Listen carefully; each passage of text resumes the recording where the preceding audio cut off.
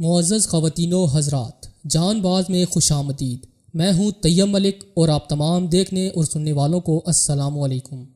معزز خواتین و حضرات، جغرافیائی اعتبار اور ہمسائے میں موجود دشمن ملک کی وجہ سے پاکستان ہمہ وقت اپنی دفاعی پوزیشن تو تبدیل کرتا ہی رہتا ہے۔ ٹیکنالوجی کے اس دور میں ہتھیاروں کی تیاری بھی تیز سے تیز تر ہوتی جا رہی ہے۔ پاکستان بھی عالمی دنیا سے مقابلے کے لیے اس میدان میں بھی کسی سے پیچھے نہیں۔ حال ہی میں پاکستان نے چین کی مدد سے ایک خطرناک ٹینک تیار کیا ہے جو کہ بھارت جیسے شرپسند ملک کو سبق سکھانے کی پوری قوت رکھتا ہے۔ پاکستان کے اسی ہتھیار سے متعلق آج ہم آپ کو آگاہی فراہم کرنے کی کوشش کریں گے۔ VT-4 نامی یہ ٹینک کتنا طاقتور ہے اور کیا پاکستان کی دفاعی قوت دشمنوں کو میدان کارزار میں دھول چٹا سکتی ہے؟ آئیے اس پر بات کرتے ہیں۔ تاہم آگے بڑھنے سے قبل چینل پر نئے آنے والے معزز دوستوں سے التماس ہے کہ جان باز کو سبسکرائب کرتے ہوئے ساتھ موجود بیل آئیکن کو بھی پریس کر دیں تاکہ ہر نئی آنے والی ویڈیو کی نوٹیفیکیشن آپ تک بر وقت پہنچ سکے۔ تو آئیے چلتے ہیں آج کے دلچسپ موضوع کی جانب۔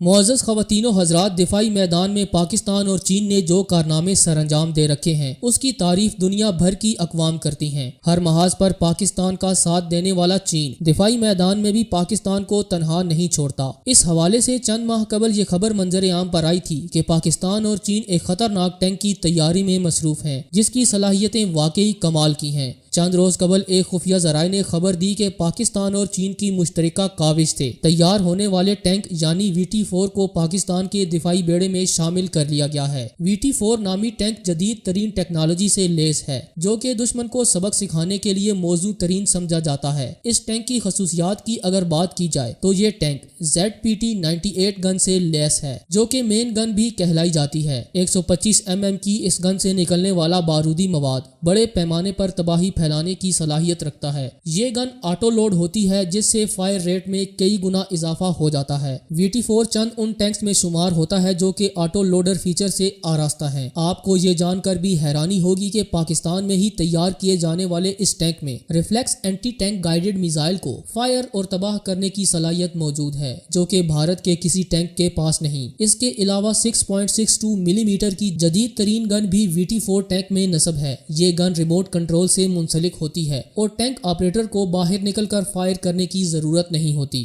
ٹینک میں بیٹھ کر ہی اس گن سے فائر کر کے ہیلی کاپٹرز اور نچلی پرواز کرنے والے جنگی جہازوں کا کام تمام کیا جا سکتا ہے۔ جان باز کے معزز دوستو، VT-4 ٹینک کے اندرونی حصے کو اس انداز سے ڈیزائن کیا گیا ہے کہ یہ ایٹمی حملے سے متاثرہ علاقے میں بھی پرفارم کر سکتا ہے۔ اس مقصد کے لیے اس میں MBC پروٹیکشن نامی ٹیکنالوجی کا استعمال کیا گیا ہے جس کی وجہ سے یہ متاثرہ علاقے کی ہوا کو فلٹر کر کے اندر پہنچاتا ہے اور تابکاری کے اثرات سے بھی محفوظ رکھتا ہے۔ یہی نہیں، یہ ٹینک لیزر وارننگ ریسیور سے بھی لیس ہے جو کہ دشمن کے لیزر رینج وائنڈرز کی شناخت کرتا ہے۔ دفاعی ماہرین کہتے ہیں کہ ایٹمی ہتھیاروں کے بعد بیلسٹک و کروز میزائل پاکستان کے اسلحہ خانہ کا سب سے مہلک اسلحہ ہے۔ پاکستان کے پاس موجود تمام بیلسٹک میزائلوں کے فلائٹ ٹیسٹ کیے جا چکے ہیں۔ اکثر میزائل آپریشنل ہیں اور مسلح افواج کے زیر استعمال بھی ہیں۔ غوری سیریز کے میزائلز مایا ایندھن سے چلتے ہیں۔ اس کے علاوہ دیگر تمام بیلسٹک میزائلز ٹھوس ایندھن سے چلتے ہیں جو کہ سرعت سے ہدف کو نشانہ بنانے کے اہل ہیں۔ نصر میزائل پاکستان کے اسلحہ خانہ کا سب سے مہلک ہتھیار ہے۔ اس کی رینج 70 سے 100 کلومیٹرز ہے، لیکن بھارت اس میزائل سے لرزہ بر اندام ہے کیونکہ بیٹل فیلڈ رینج کا حامل یہ میزائل میدان جنگ میں چھوٹے ایٹمی ہتھیاروں کی مدد سے دشمن کی فوجی فارمیشنوں کو نیست و نابود کر سکتا ہے۔ نصر نے بھارت کی کولڈ سٹارٹ ڈاکٹرین کو ناکام بنا دیا ہے۔ بیلسٹک میزائل ابدالی 180 سے 200 کلومیٹرز رینج کا حامل ہے۔ ایٹمی ورائٹی وار ہیڈز کو اہداف پر مکمل درستگی کے ساتھ داغ سکتا ہے۔ اسی طرح بیلسٹک میزائل غوری 290 کلومیٹر کی رینج میں ایٹمی ورائٹی وار ہیڈ داغ سکتا ہے۔ یہ تمام وہ میزائلز ہیں جنہیں مخصوص میدان جنگ میں دشمن کے فوجی دستوں، ہتھیاروں کے ذخائر، بختر بند دستوں اور اہم تنصیبات کو تباہ کرنے کے لیے استعمال کیا جاتا ہے۔ اس کے بعد مختصر فاصلے تک مار کرنے والے میزائل آتے ہیں جن میں ٹھوس ایندھن کے حامل شاہین 1 600 سے 700 کلومیٹر تک چشمے زدن میں ایٹمی اور روایتی وار ہیڈز داغ سکتا ہے۔ اس کے بعد شاہین 1A ٹھوس ایندھن کا ایک اور اہم میزائل ہے جو 900 کلومیٹر تک ایٹمی وار ہیڈ لے جا سکتا ہے۔ درمیانی رینج کے حامل میزائلوں میں غوری اول، غوری دوم اور شاہین دوم شامل ہیں۔ ان میں شاہین دوم قابل ذکر ہے جو 1500 سے 2500 کلومیٹر تک ایٹمی روایتی وار ہیڈز دشمن کے ٹھکانوں پر داغتا ہے۔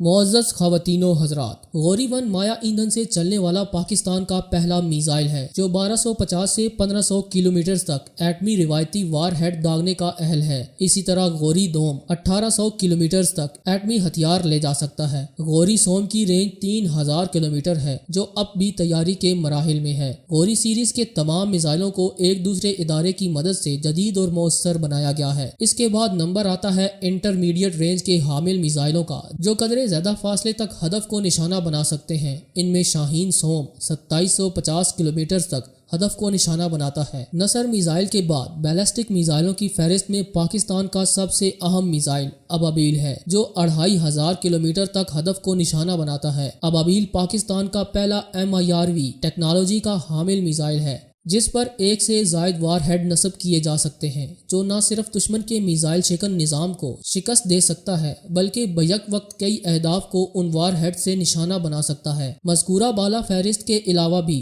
پاکستان متعدد اقسام کے بیلسٹک میزائلوں کی ریسرچ اینڈ ڈیولپمنٹ میں مصروف ہے، لیکن سیاسی، سفارتی اور سلامتی وجوہات کے تحت انہیں منظر عام پر نہیں لایا جاتا۔ ایک مؤثر ڈیلیوری نظام کے لیے کروز میزائلوں کی موجودگی لازمی ہے۔ اس شعبے میں پاکستان نے غیر معمولی استعداد کا مظاہرہ کرتے ہوئے اپنا اولین کروز میزائل بابر تیار کیا ہے جو سطح زمین کے خدوخال کے ساتھ پرواز کرتے ہوئے چپکے سے ہدف کو جا لیتا ہے۔ 300 سے 700 کلومیٹر تک مار کرنے والے کروز میزائل بابر کی متعدد اقسام بنا لی گئی ہیں جو فضا سے سطح سمندر اور زیر سمندر داغی جا سکتی ہیں۔ ناظرین گرامی، اس کے علاوہ بابر دوم 1000 کلومیٹر تک مار کرتا ہے، جبکہ کروز میزائل راد فضا سے فضا اور فضا سے زمین پر طیارے سے داغا جاتا ہے۔ زیر آب داغے جانے والے کروز میزائل بابر کی مدد سے آبدوز پر تجربہ بھی کیا جا چکا ہے کہ جس نے پاکستان کی سیٹنگ سٹرائک صلاحیت کو ممکن بنایا۔ ایٹمی ہتھیاروں اور بیلسٹک کروز میزائل کو چلانے کے لیے بری فوج کی اسٹریٹک فورس کمانڈ کے نام سے الگ فورس بنا لی گئی ہے، جبکہ بحریہ اور فضائیہ کی الگ اسٹریٹجک فورسز تشکیل دے دی گئی ہیں۔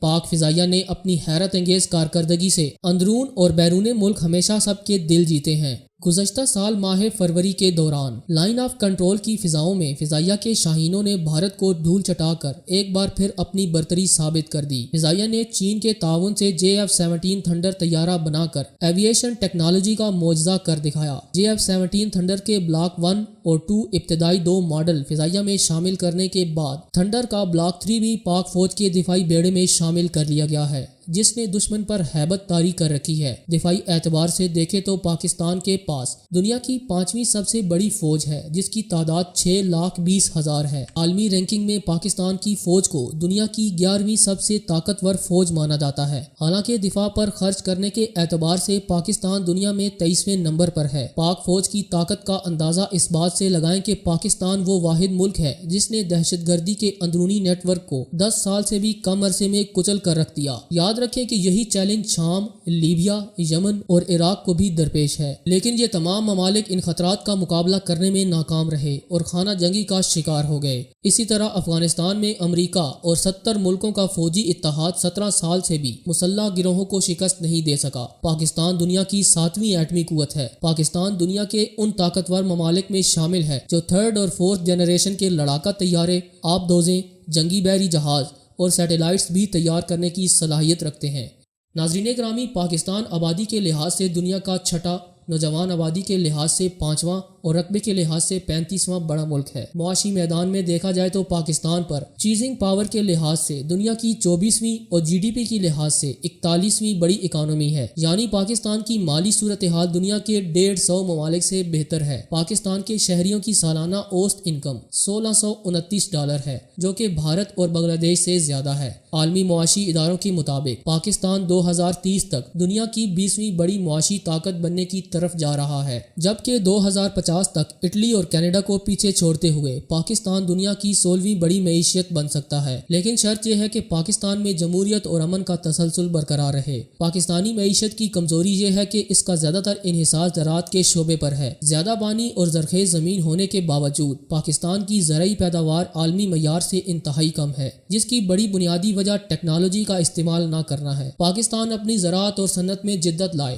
تو اسے آگے بڑھنے سے کوئی نہیں روک سکتا۔